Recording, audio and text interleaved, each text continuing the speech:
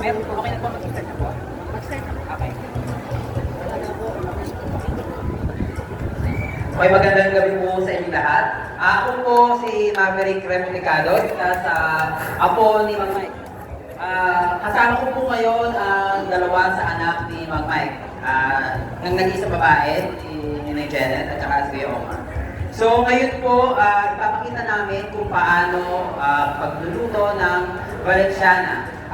By the way, ang Valenciana po, pinagdiriwang natin sa General Trias yung Valenciana Festival tuwing December. So sa pagluluto ng Valenciana, ito po yung mga ingredients na kakailanganin natin. May mantika tayo dito, chorizo, sibuyas, may gata, may mga pampalasa, tomato sauce, ketchup, at iba po. So, una, ilalagay natin yung mantika, susunod natin igisa yung chorizo at yung sibuyas.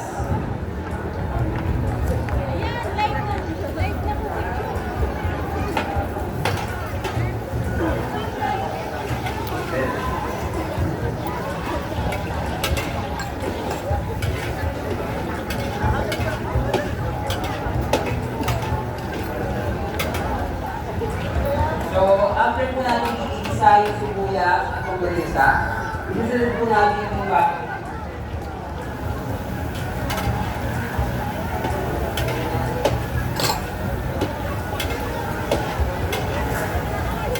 So, medyo matagal po yung pag-iisa natin ng baboy kasi kailangan po natin i-caramelize yung baboy. So, let's say, na-caramelize na natin yung baboy. So, susunod po natin ay yung margarine.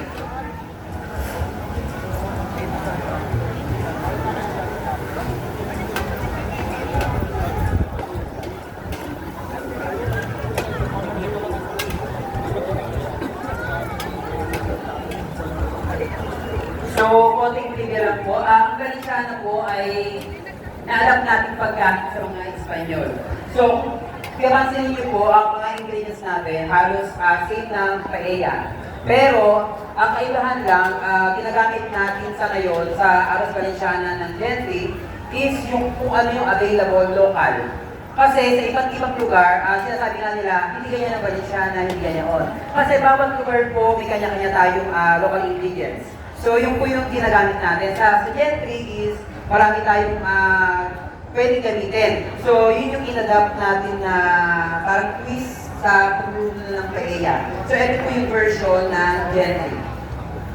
So, after natin isa yung baboy, susunod naman po natin yung manok.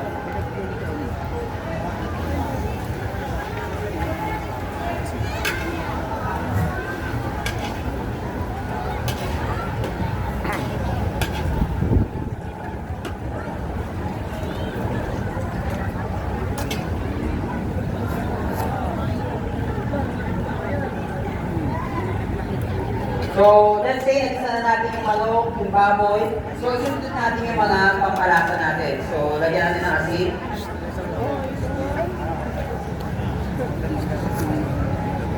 Paminta at laurel.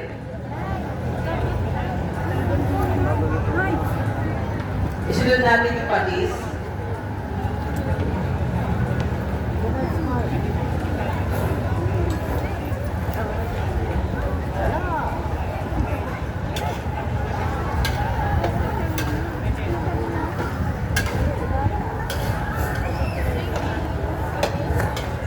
Okay, so nagisa natin, nilagyan na natin siya ng mga pampalasa niya. Susunod natin is yung atsuete. So atsuete, hindi lang siya pampakulay. Meron din siya ibinibigay na umami taste sa ating dish. So kung i-compare din natin siya sa paella, yung atsuete, siya yung nag-i-stand as saffron. So, yung saffron, medyo mahal siya. Kaya kung ano yung regular na pwede natin gamitin dito sa local, so yun yung alternative natin. So, kaya almost same siya ng paella na twist ng Filipino taste.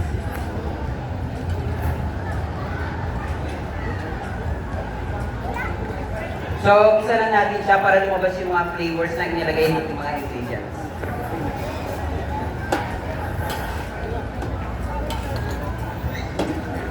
So, So, pag nagisa na natin, next natin is yung ketchup at yung tomato sauce.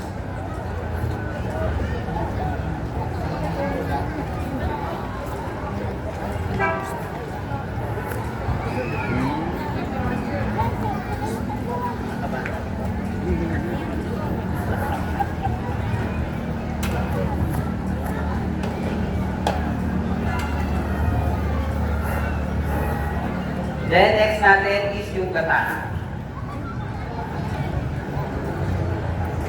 So, kung napapansin niyo po, medyo maraming ingredients. So, noong araw po kasi, yung arroz berenjena is hindi mo siya makikita in everyday life natin. Hindi siya sinaserve as regular na meal everyday. So, for special occasion siya, mas niluluto at mas sinaserve. So, sa ngayon is ginawang affordable na. So, kahit saan ka magpunta sa lugar sa Gente or Malabon, makakakain ka na ng arroz berenjena. So next, pagka kumulo na siya, ilalagay na natin yung tubig.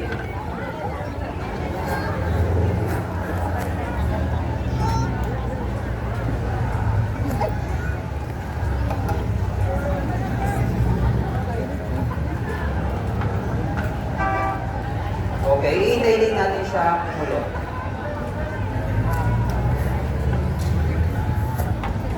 Okay.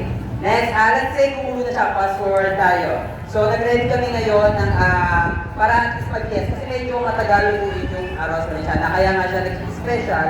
Hindi lang yung ingredients, pati yung time effort is talagang binubuo sa pagluluto ng arroz berenjena. So, fast forward tayo. Nag-ready kami ng paglalagay na ng bigas. Wait lang, transfer lang po natin.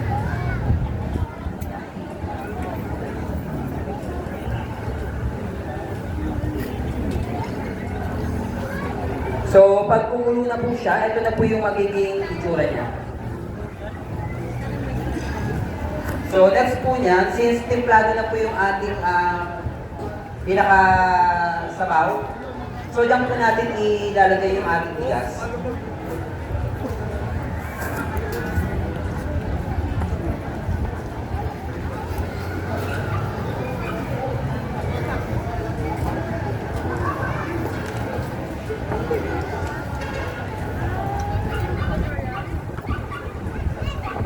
So once na nalagay po natin yung bigas, hahaluin po natin siya ng dire-diretso hanggang medyo mag-simmer na po yung pinakasabaw niya.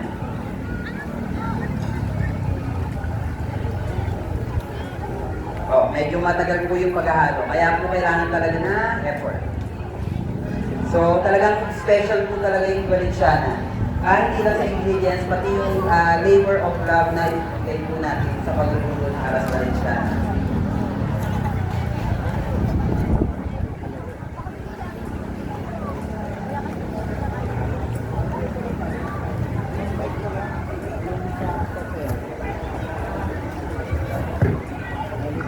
So, ayan po, hinahalo po muna yung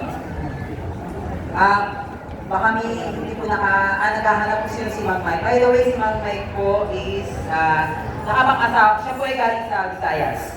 So, kung nagtataka bakit si Mang Mike yung nagbabalensyana sa Gentry, actually yung naging napang-asawa ni Mang Mike na lola ko ay itong Gentry po talaga.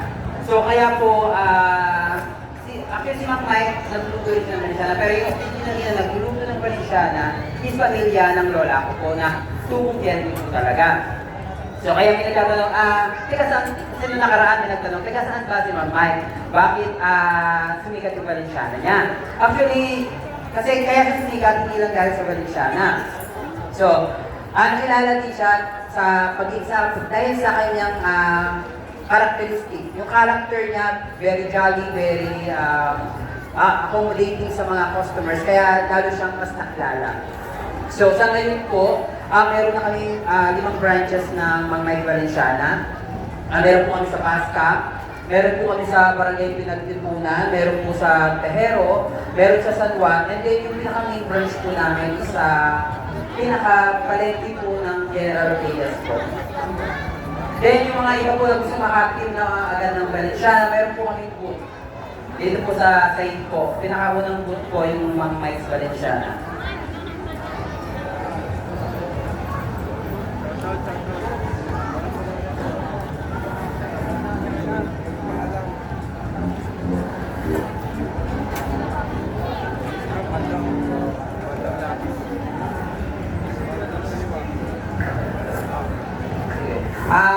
Okay.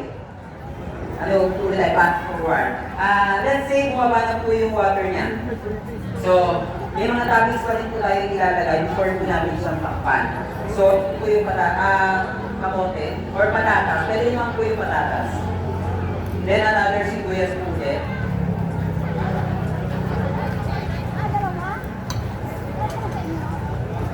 Bell pepper. Tapos po, tatakpan po natin siya ng dahon ng saging.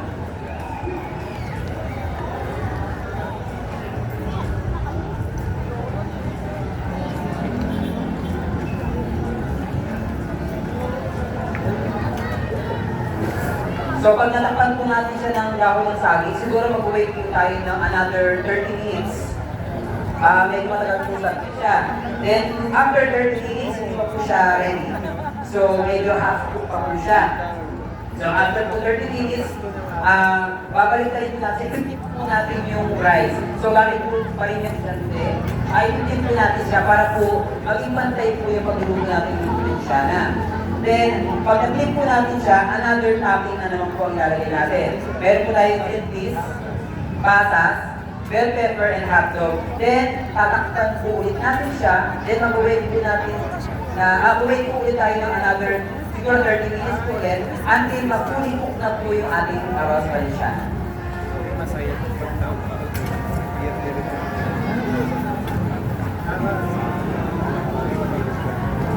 So siguro po, pag Valenciana, siguro mag-aalat po tayo at least kung talagang mga 3 hours po from the preparation hanggang sa bago natin may serve Valenciana. Kaya po talaga yung sabi, mabilis lang yan para sinahin lang po. Siguro po yung pagka nakikita po natin yung luto, mabilis lang po talaga siya. Kasi po medyo ilan natin fast forward. Pero kung tayo po talaga yung personally na magluluto, medyo kailangan po natin medyo maging matyaga bago po natin matikman yung arroz Valenciana. Then, okay. So, let's say natakpan na po natin siya. Then, after 30 minutes, pinilit na po natin. So, ilagay na po natin yung mga another toppings, yung mga remaining. So, ito na po, nag-ready din po kami ng finished product para medyo po i-PM. So, meron po kami finished product. Papakita po namin kung ano yung magiging itsura niya. So, ito na po yung magiging itsura ng arroz Valenciana after natin iluto ng almost 3 hours. Ito na po.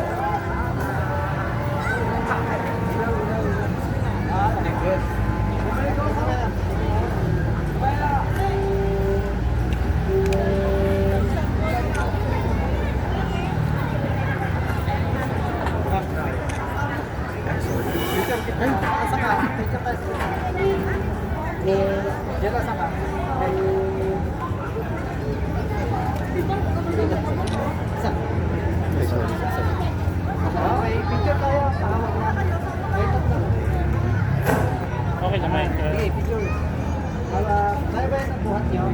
Okay, there you have it. Let's